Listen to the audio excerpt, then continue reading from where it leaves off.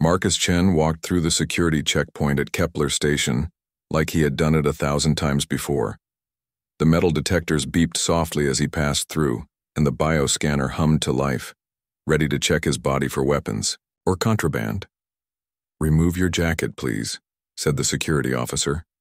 The alien was tall and thin, with 4 arms and large compound eyes that reflected the station's bright lights. His name tag read, Officer HFY, in both alien script and human letters. Marcus nodded and pulled off his worn leather jacket. He had been traveling for 3 weeks now, moving from one space station to another, trying to find work as a geological surveyor. The jacket was one of the few things he owned that still felt like home. The bioscanner activated, sending invisible waves through his body to create a 3-dimensional image. Marcus stood still and waited. He knew what was coming next. It happened. Every time he went through security anywhere in the galaxy, the holographic display lit up, showing the outline of his body in blue light. But across his chest and stomach, a web of white lines appeared. Scars. Lots of them. They crisscrossed his torso like a map of pain, each one marking where doctors had cut him open to repair damage that should have killed him. Officer HFY's eyes widened. His 4 hands moved quickly over the control panel, bringing up databases and cross-referencing the scar patterns with known records. The computer worked fast, searching through billions of medical files and security records. Then, it found a match. The screen flashed red. Words appeared in large, bold letters. Match found. Classification: Planet Killer Survivor. Threat level: Unknown. Recommend enhanced screening. The entire security area went quiet. Other passengers waiting in line stepped back without even thinking about it.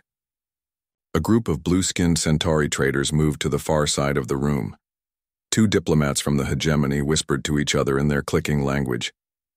Even the artificial beings called synthetics, who usually showed no emotion at all, seemed to process this information with extra care. Marcus had seen this reaction before. In the galactic community, being labeled a planet killer survivor was like wearing a warning sign. It meant you had lived through something that destroyed entire worlds. It meant you had seen things that drove most beings insane. It meant you were either incredibly lucky or incredibly dangerous. The truth was probably both. Officer HFY's mandibles clicked nervously as he read the information on his screen. In all his years working security, he had never met a planet killer survivor.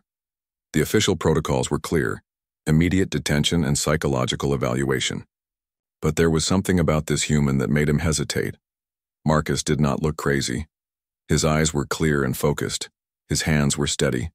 He stood calmly, waiting for the officer to make his decision, as if being identified as a survivor of planetary destruction was just another Tuesday. "Sir," Officer HFY said, his voice translator making his words sound mechanical, "the database indicates you were present during the Kepler 442b incident. The entire planet was destroyed, vaporized. 4 billion people died. How is it possible that you survived?" Marcus looked around the security area. More people had gathered to watch now.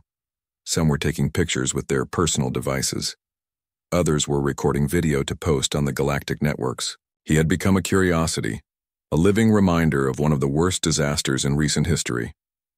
Because someone had to witness it, Marcus said quietly. Someone had to survive to tell the story. And sometimes, officer, humans are very difficult to kill. The answer did not seem to satisfy HFY. The alien's compound eyes shifted back and forth as he read more information from his computer. The official report says the planet was destroyed by an unknown stellar phenomenon, but the classified files, they tell a different story. Marcus put his jacket back on, smoothing down the leather with practiced movements. The official report is for public consumption. It keeps people from panicking. But yes, there's more to the story. The classified report mentions a weapon, a ship that fired something called a quantum singularity torpedo into the planet's core. The explosion tore the world apart from the inside out. HFY's voice was getting quieter, as if he was afraid someone might overhear. You were underground when it happened, in a research station 3 kilometers below the surface. That's Correct. The quantum cascade should have killed you instantly. The energy release was equivalent to 1,000 nuclear bombs going off at once directly above your head. No one should have survived that. Marcus smiled, but there was no humor in it. Should have.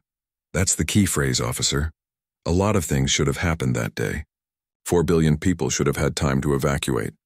The planetary defense systems should have detected the attacking ship. The weapon should have killed everyone on the planet instantly and cleanly. He paused, looking directly into Zexhi's compound eyes. But sometimes the universe doesn't work the way it should. Sometimes people live when they're supposed to die. Sometimes they survive things that are meant to be unsurvivable.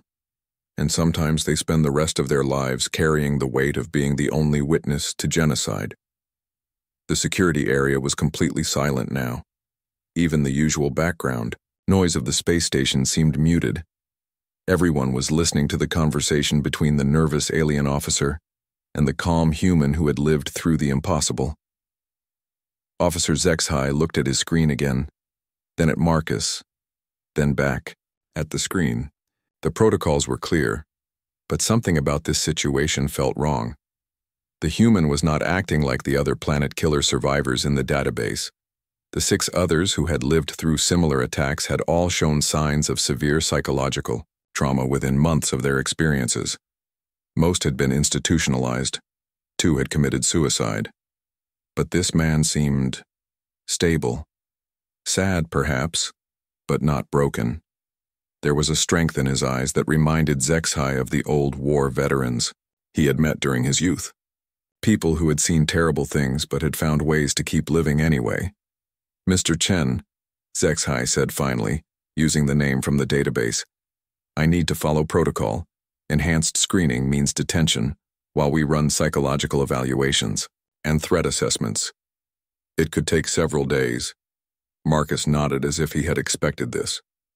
I understand, officer. Do what you need to do. But while you're running your tests and evaluations, you might want to ask yourself a question. What question? Marcus picked up his travel bag from the security conveyor belt and slung it over his shoulder. He looked around at all the people, watching him, representatives of dozens of different species from across the galaxy. Some looked at him with fear, others with curiosity. A few seemed to regard him with something that might have been respect. Ask yourself why the beings who built that planet-killer weapon disappeared from the galaxy over 1 million years ago, Marcus said. Ask yourself what they were so afraid of, that they felt the need to build weapons capable of destroying entire worlds. And then ask yourself this. If they were afraid of something back then and that something is still out there somewhere in the dark between the stars, what happens when it decides to come back? Without waiting for an answer, Marcus walked calmly toward the detention area, leaving behind a room full of beings who suddenly felt much less safe than they had a few minutes ago. The detention room was white and sterile, like a medical facility. Marcus sat at a metal table, his hands folded calmly in front of him. Across from him sat Commander Veltar, the head of security for Kepler Station. She was a member of the hegemony, with purple skin and tentacles instead of hair. Her large black eyes studied him carefully as she read from a digital tablet. The official reports about Kepler 442b are interesting reading, Commander Veltar said. Her voice came through a translator device that turned her clicking and whistling sounds into standard galactic language. But the classified files are much more disturbing. Marcus waited. He had been through interviews like this before. After surviving the destruction of his home planet, he had spent months talking to investigators, psychologists, and military officials. Everyone wanted to know how he had lived when everyone else died. Everyone wanted to understand what had really happened that day. According to the public records, your planet was destroyed by some kind of natural disaster, a stellar event that caused the planet's core to collapse. Veltar's tentacles moved restlessly as she spoke. But that's not what really happened, is it? No, Marcus said simply. That's just the story they tell to keep people from panicking. The truth is uglier. Veltar touched her tablet, bringing up new information. The classified report mentions a ship, unknown design, massive size. It appeared in your solar system without warning and fired a single weapon at your planet. Something called a quantum singularity torpedo. That's correct. The weapon created a small black hole inside your planet's core. The gravitational forces tore the world apart in less than 10 minutes. 4 billion people died. Veltar's tentacles had stopped moving entirely, a sign of extreme stress among her species. You were part of a geological survey team, working in an underground research station. When the attack began, you were 3 kilometers below the surface. Marcus nodded. We were studying seismic activity in the southern continent.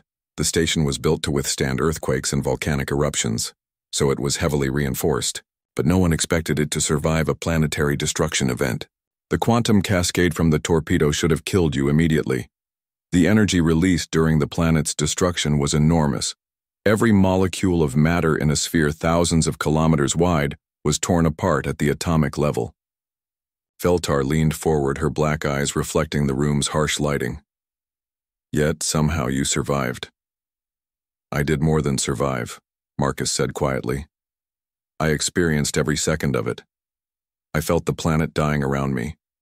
I felt the gravity waves tearing through the rock above my head. I felt my own body being pulled apart and somehow holding together at the same time. He paused, remembering. The quantum effects from the torpedo did something to the space around me. Reality became flexible. For about 30 seconds I existed, in multiple dimensions simultaneously. I could see the planet from the inside and the outside at the same time. I watched continents crumble into space. I saw the oceans boil away. I witnessed 4 billion people die in an instant. Veltar's tentacles began to tremble slightly. The rescue ship found you 3 days later, floating in the debris field where your planet used to be. You were in some kind of stasis pod that had been ejected from the research station. The medical records from your recovery are extensive. 8 months, Marcus said. That's how long it took the doctors to put me back together. The quantum cascade had scrambled my molecular structure. My organs were functioning, but they weren't entirely in the same dimensional space as the rest of me. The surgical scars you see are just the external evidence. The real damage was internal. The psychological evaluation reports are what disturb me most, Veltar continued. According to every test the doctors ran, you should have been completely insane. Survivors of traumatic events much less severe than planetary destruction usually suffer from severe mental breakdown. But your tests showed normal brain function. No signs of trauma, no survivor's guilt, no post-traumatic stress. Marcus looked directly at her. And that worries you. It worries everyone who has read your file. How does someone witness the death of 4 billion people and remain completely sane? How does someone survive being torn apart at the quantum level and then testify calmly at a war crimes tribunal? The doctors couldn't understand it. The psychologists couldn't explain it. You're an anomaly. Commander, Marcus said, do you know why humans spread across the galaxy so quickly after we developed faster-than-light travel? In less than 200 years, we established colonies on over 1,000 worlds. We adapted to environments that kill most other species. We thrived in conditions that other beings consider uninhabitable. I've read the histories. Humans are considered unusually adaptable. It's not just adaptability. It's something deeper than that. Something that most other species in the galaxy don't understand. Marcus leaned back in his chair, his expression thoughtful. Every other intelligent species evolved on worlds that were relatively safe. Stable climates, predictable weather patterns, few natural disasters. But Earth was different. He continued.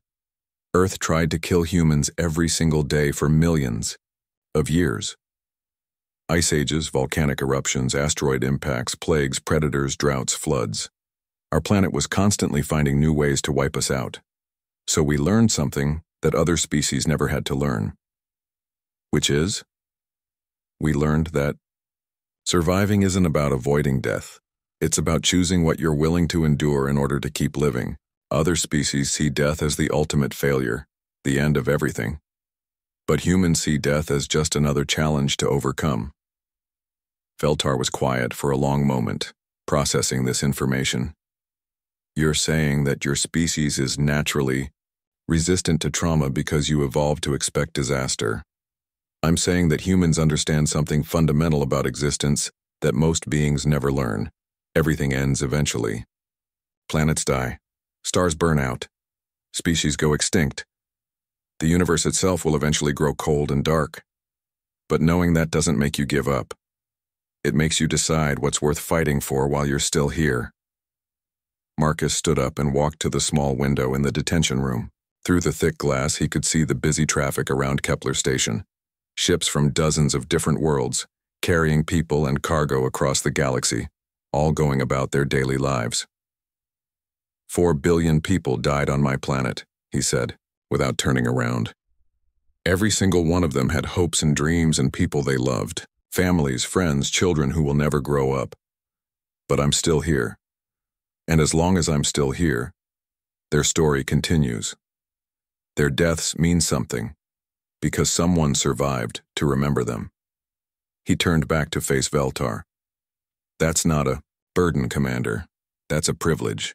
And that's why I'm not insane. Because I understand that my survival wasn't random luck. It was a responsibility. Veltar's tentacles moved in a pattern that Marcus recognized as deep thought among her species. The beings who destroyed your planet, she said finally. Do you know who they were? Not who. What? The ship that fired the torpedo was unmanned. Artificial intelligence, probably millions of years old. The species that built it disappeared from the galaxy long ago, but they left their weapons behind. Weapons plural? Marcus nodded grimly. The attack on my planet wasn't unique. It was just the latest in a series that has been going on for over 1 million years. Whenever a species begins to spread across the galaxy, whenever a civilization starts to grow too large or too advanced, the weapons activate. They destroy worlds and eliminate potential threats. Threats to what? If the builders are gone, what? Are the weapons protecting? Marcus returned to his seat at the metal table. That's the question, isn't it? What were they so afraid of that they built planet-killer weapons and programmed them to keep operating for 1 million years after their own extinction? He looked directly at Veltar again. And more importantly, what happens when those weapons decide that the current galactic civilization has grown too large and too advanced? What happens when they come back to finish the job they started? The detention room fell silent except for the soft humming of the station's life support systems. Commander Veltar stared at her tablet, but Marcus could tell she was no longer reading the reports. She was thinking about the implications of what he had just told her. Finally, she spoke. Mr. Chen, I think we need to contact the Galactic Defense Force. News traveled fast through Kepler Station. By the next morning, everyone knew about the human in Detention Block 7. Marcus Chen, the planet-killer survivor, the man who had witnessed the destruction of an entire world and lived to tell about it. The story spread through the station's communication networks like wildfire, shared in whispered conversations and posted on social media feeds across a dozen different species. Marcus sat in his detention cell, reading a book on his personal tablet when the first delegation arrived. They were Krillians, a warrior species known throughout the galaxy for their military prowess and their complicated honor code. The leader was massive, even by Krillian standards, with scarred armor and battle decorations that spoke of decades of combat experience. Human, the warrior said, his voice deep and gravelly through the translation device. I am Thakmor, battle leader of the 7th Fleet. I have come to pay my respects. Marcus looked up from his book, surprised. In all his travels since the destruction of his planet, he had never had aliens come to honor him. Usually they avoided him or treated him like a dangerous curiosity. That's very kind of you, Marcus said. But I don't think I've done anything worthy of respect. Thakmor's eyes widened, and he made a sound that the translator interpreted as laughter. Human, do you know what we call beings who survive impossible odds through strength of will alone? We call them honor brothers. In all my years of war, I have met perhaps a dozen beings worthy of that title. You are one of them. The Krillian warrior bowed his head, a gesture of deep respect among his people. Your endurance in the face of ultimate destruction brings shame to our death songs. We sing of warriors who die gloriously in battle, but you did something harder. You chose to live when death would have been easier. Marcus didn't know how to respond to that. He had never thought of his survival as a choice, it had just happened. One moment he was studying geological data in an underground lab, and the next moment he was floating in space, the only witness to the greatest tragedy in recent galactic history. After the Krillians left, more delegations came. The ethereal collective sent representatives, beings of pure energy who rarely bothered to take physical form for anyone. But they manifested themselves as glowing humanoid shapes to speak with Marcus, their voices like wind chimes in a gentle breeze. "Survivor of the deep dark," they said in their musical language. "You have touched the void between dimensions and returned with your soul intact. This is a feat worthy of legend." Even the synthetics, artificial beings who calculated everything, in terms of logic and probability, seemed affected by his presence. When they spoke to him, their optical sensors flickered more rapidly than usual, as if they were running additional processing cycles to understand what he represented. Query: how does an organic being survive quantum dimensional displacement with 97% tissue integrity? Asked one of the synthetic delegates. Analysis: survival probability calculated at 0.001%. Conclusion: you represent a statistical impossibility. But it was the other humans on the station who had the strongest reactions. There were about 20 of them scattered across various levels, working as traders, diplomats, researchers, and ship crew members. They didn't approach Marcus directly, but he noticed them watching from a distance. Their faces showed a mixture of awe and fear that he found disturbing. Finally, one of them worked up the courage to speak to him. Captain Sarah Walsh commanded a human merchant vessel called the Endurance. She was middle-aged with graying hair and the weathered look of someone who had spent most of her life in space. She entered the detention area during visiting hours, looking nervous but determined. "Mr. Chen," she said hesitantly, "my name is Sarah Walsh. I was there during your testimony at the War Crimes Tribunal. I watched the whole thing on the news feeds." Marcus remembered the trial. It had lasted for months, broadcast across the galaxy as prosecutors tried to determine who was responsible for the destruction of Kepler 442b. In the end, they had concluded that the attack was carried out by automated weapons left behind by an extinct alien species. No one was prosecuted because there was no one left alive to prosecute. "Hello, Captain Walsh. What can I do for you?" Sarah sat down across from him, her hands clasped tightly together. I wanted to ask you something. What you went through, what you saw, the weight of being the only survivor. How do you carry it? How do you get up every morning knowing that 4 billion people died and you lived? It was a question Marcus had been asked many times by psychologists and investigators and curious strangers.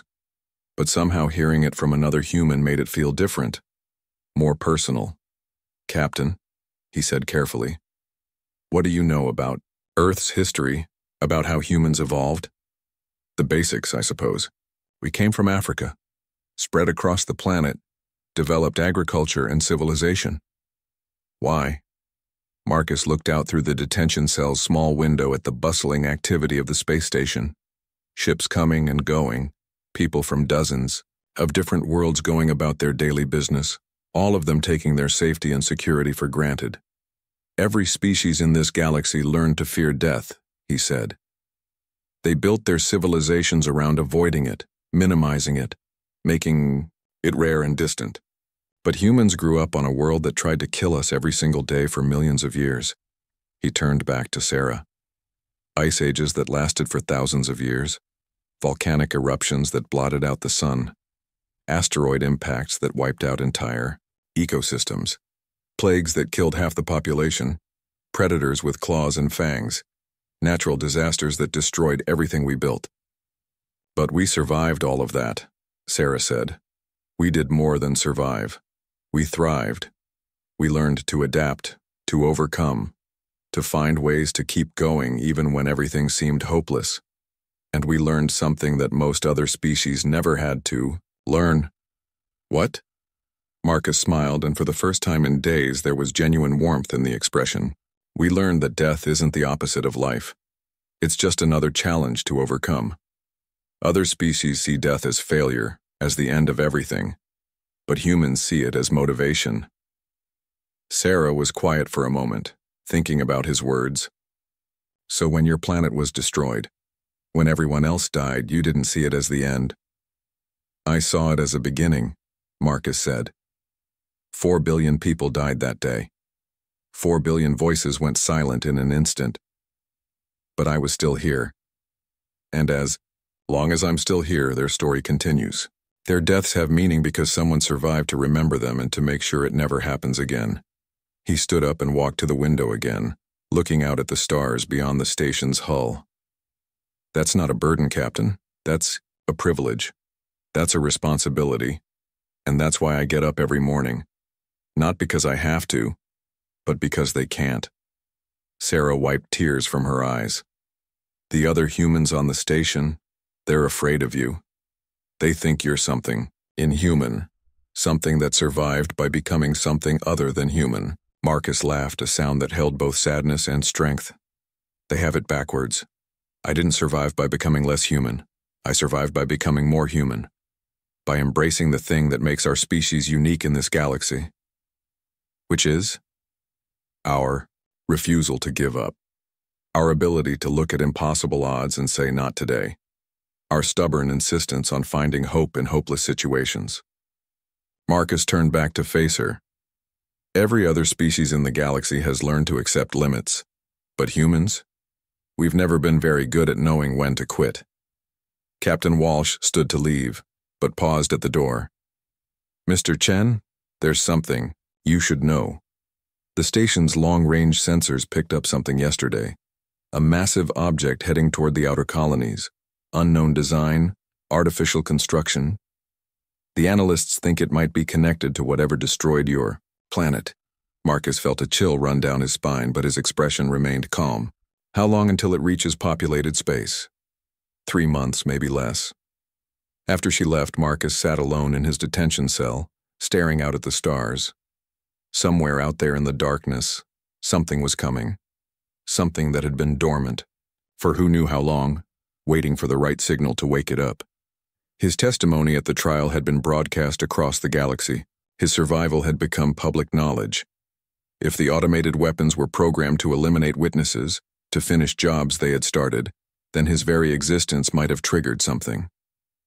He thought about the billions of people living peacefully on hundreds of worlds, unaware that their entire way of life might be about to end. He thought about Captain Walsh and her crew, about the Krillian warriors who had honored him, about the ethereal collective, and their songs of light. All of them were counting on him now, whether they knew it or not, because he was the only being in the galaxy who had faced these weapons and lived to tell about it. He was the only one who might know how to stop them. Marcus Chen smiled grimly and began to plan. 3 days after the first delegations visited Marcus, everything changed. A military transport ship arrived at Kepler Station without warning, its hull bearing the symbols of the Galactic Defense Force. The ship was sleek and dangerous looking, designed for speed and stealth rather than comfort. As soon as it docked, armed soldiers in full combat armor secured the area around the airlock. Admiral Kethvar stepped off the transport, followed by a group of advisors and military officials. The admiral was an Altarian, one of the oldest species in the galaxy. His skin had a bluish tint, and bioluminescent patches along his neck and arms flickered with different colors to show his emotions. Right now, those patches were flashing red and orange, indicating high stress and agitation. Marcus watched through his cell's security camera as the admiral and his entourage made their way to the station's secure conference room. Within an hour, representatives from 7 major galactic powers had gathered for an emergency meeting. Something big was happening, and Marcus suspected he was at the center of it. Commander Veltar came to escort him to the conference room personally. "Mr. Chen," she said, "the Admiral wants to speak with you. This is about the object that Captain Walsh mentioned." The conference room was filled with beings Marcus recognized from news broadcasts and political coverage. Ambassador Rex from the Hegemony, his purple skin darker than usual with stress. General Thakmor from the Krillian Empire, the same warrior who had honored Marcus days earlier. Representatives from the ethereal collective, their energy forms crackling with nervous power. Even a delegation of synthetics, their optical sensors glowing brighter than normal. At the center of the room, a massive holographic display showed tactical readouts and sensor data. The image was of something that made Marcus's blood run cold. It was huge, easily the size of a small moon, with a design that was both organic and mechanical. Strange curves and angles that seemed to bend space around them. Energy readings that were off the scale. Admiral Kethvar's bioluminescent patches were now flashing almost pure red. "Mr. Chen," he said, "3 months ago, our deep space monitoring arrays detected this object in the void between star systems. At first, we thought it was a derelict hulk, possibly ancient. But 2 days ago, it changed course. It's heading directly for the Centauri colonies." Marcus studied the holographic image carefully. The design was familiar, but different from the ship that had destroyed his planet. This was larger, more complex. Not a weapon, but something else. "Let me guess," Marcus said quietly. "It's the same technology that destroyed Kepler 442b. The room fell completely silent. Representatives from 7 different species stared at him with expressions ranging from shock to fear. Finally, Ambassador Rex spoke up, his voice tight, with controlled panic. "How could you possibly know that? The sensor readings are classified at the highest levels. We've only just begun to analyze the data."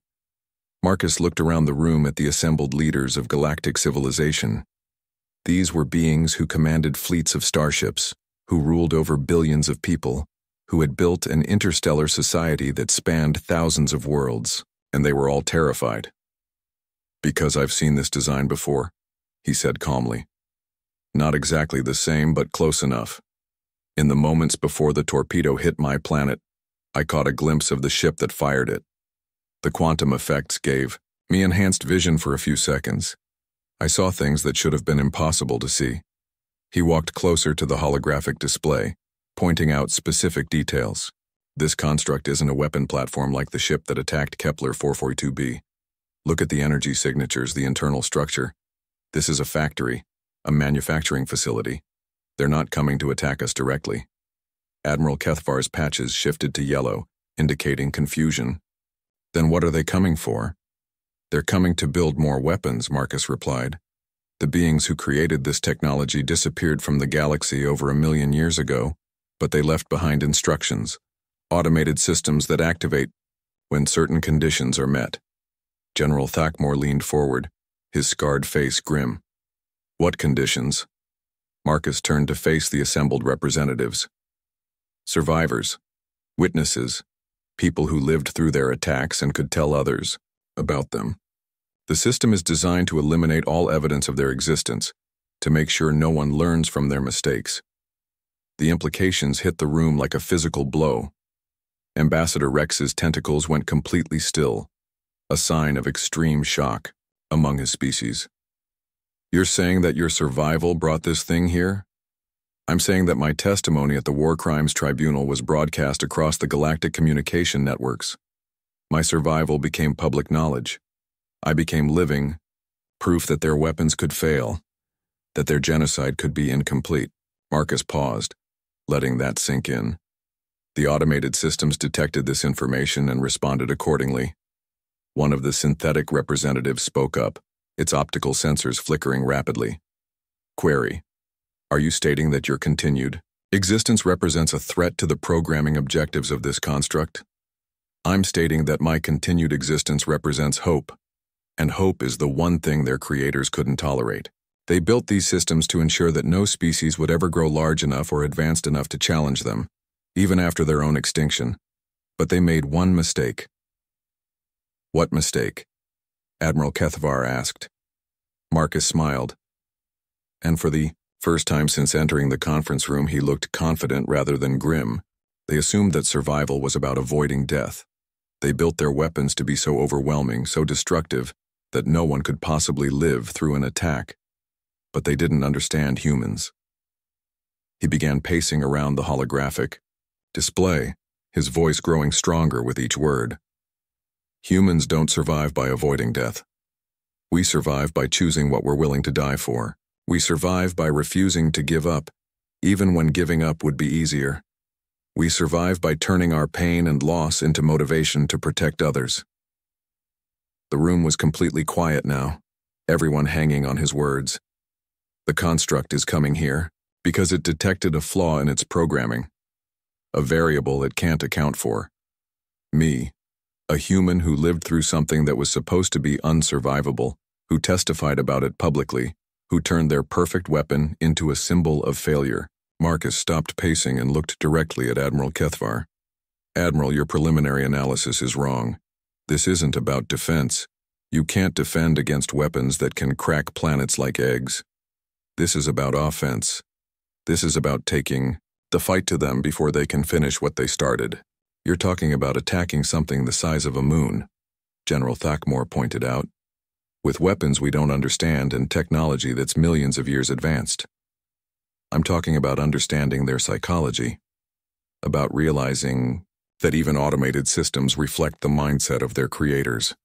The beings who built these things were afraid of chaos, afraid of variables they couldn't control, afraid of species like humanity that refuse to die when they're supposed to.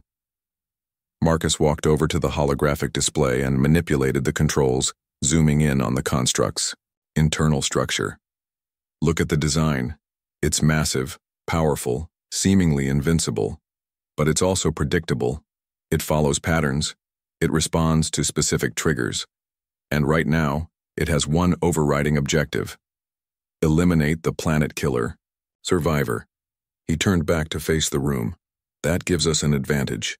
It's not coming here to destroy everything. It's coming here to complete a specific mission. And that means we can predict its behavior. We can anticipate its moves. We can set a trap. Ambassador Rex's tentacles began to move again, a sign that he was thinking rather than simply panicking. What kind of trap? Marcus's smile became predatory, an expression that made several of the alien representatives step back instinctively. The kind that uses bait.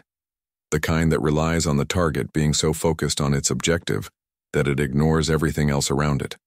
The kind that turns the enemy's greatest strength into their greatest weakness. Admiral Kethvar's patches shifted to blue and white, indicating hope mixed with uncertainty. You're talking about using yourself as bait. I'm talking about giving them exactly what they want, a chance to finish the job they started on Kepler 442b, a chance to eliminate the last witness to their genocide, a chance to prove that their weapons are as perfect as they were designed to be. Marcus looked out through the conference room's massive viewport at the stars beyond. Somewhere out there, a construct the size of a moon was heading toward the Centauri system, carrying weapons that could destroy entire worlds. In 72 hours it would arrive and begin manufacturing the tools of planetary destruction. But it would also be coming close enough for the combined fleets of the galaxy to hit it where it was vulnerable. Close enough for a desperate gamble, to either save billions of lives or fail spectacularly.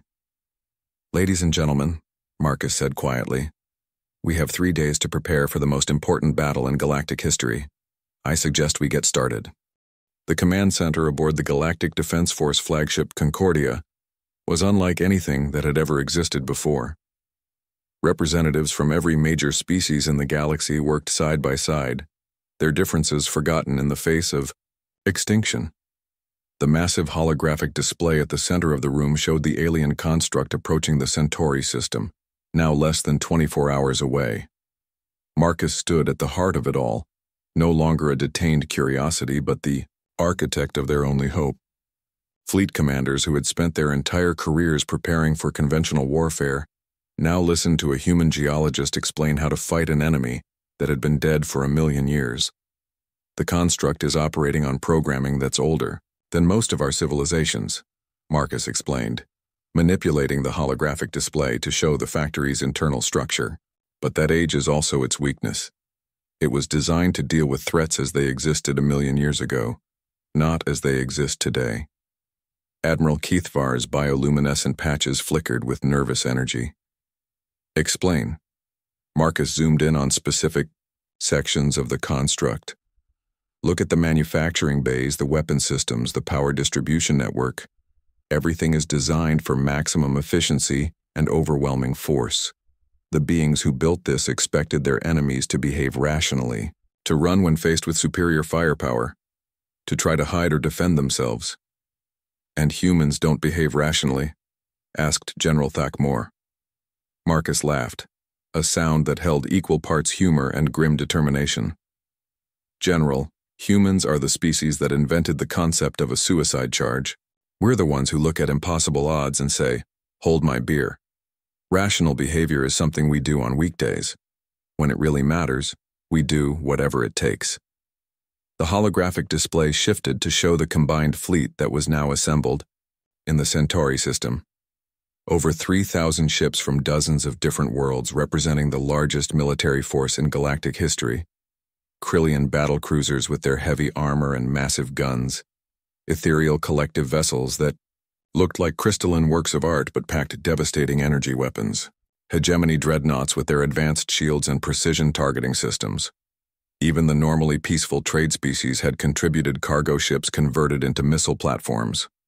"The plan is simple in concept but terrifying in execution," Marcus continued. "We use me as bait to lure the construct into the inner system, close to the inhabited planets. While it focuses on eliminating the planet killer survivor, the combined fleet will target its power core with everything we have."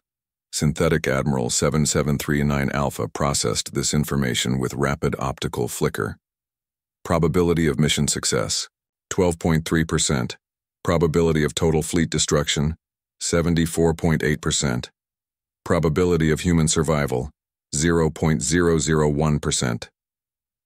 "Those are terrible odds," Ambassador Rex observed. Marcus nodded. "They are. But they're better than the odds of doing nothing. If we let the construct complete its mission and start manufacturing planet-killer weapons, the entire galaxy dies. At least this way we have a chance." He walked over to a smaller display showing the courier ship that would carry him into battle. It was small, fast, and completely unarmed. Just big enough for one person and the basic life support systems needed to keep him alive long enough to serve as bait. "The construct will detect my presence as soon as I enter the system. Its sensors are designed to identify the specific quantum signatures left by exposure to their weapons. I'm literally the only being in the galaxy who will register as a target for immediate elimination." Captain Sarah Walsh, who had volunteered to pilot the courier ship, stepped forward. "Mr. Chen, this is suicide. Even if the fleet manages to destroy the construct, you'll be at the center of the explosion when it happens." Marcus looked at her with genuine affection. In the 3 days since the emergency began, she had become something of a friend. "Captain, do you remember what we talked about back at Kepler Station? About how humans understand death differently than other species? You said that humans see death as just another challenge to overcome." "That's right. But there's more to it than that. Humans also understand something that most other species struggle with. Sometimes the most important victories are the ones where you don't get to see the outcome." Marcus turned back to the main display. 4 billion people died on my planet so that I could be here today, so that I could serve as a witness, so that I could help prevent the same thing from happening to billions more. He gestured at the assembled fleet on the holographic display. "Look at this. Krillians and ethereals working together. Hegemony ships protecting synthetic vessels. Trade species converted into warriors. This is the most unified the galaxy has ever been, and it's happening because one human refused to die quietly." General Thakmor stepped forward, his scarred face serious. "Honor, brother, you know that we cannot guarantee your survival. If the plan works, you will die in the explosion. If it fails, you will die anyway, and the rest of us will follow shortly after." Marcus smiled. "General, let me ask you something. In all your death songs and all your stories of glorious battle, what makes a death meaningful? When it serves a purpose greater than the warrior himself. When it protects those who cannot protect themselves. When it ensures that future generations can live in peace, then you understand why I'm not afraid. This isn't about me dying. This is about billions of people getting to live. Children who will grow up on worlds that aren't destroyed. Families who will stay together. Civilizations that will continue to grow and learn and create beautiful things. The command center fell silent except for the soft humming of the ship's systems. Through the massive viewport, they could see the first elements of the fleet moving into position. Thousands of ships from hundreds of worlds, united in purpose for the first time in recorded history. Marcus walked to the viewport and looked out, at the stars. Somewhere among those points of light was the Centauri system, where 12 billion people lived their daily lives, unaware that their entire existence hung in the balance.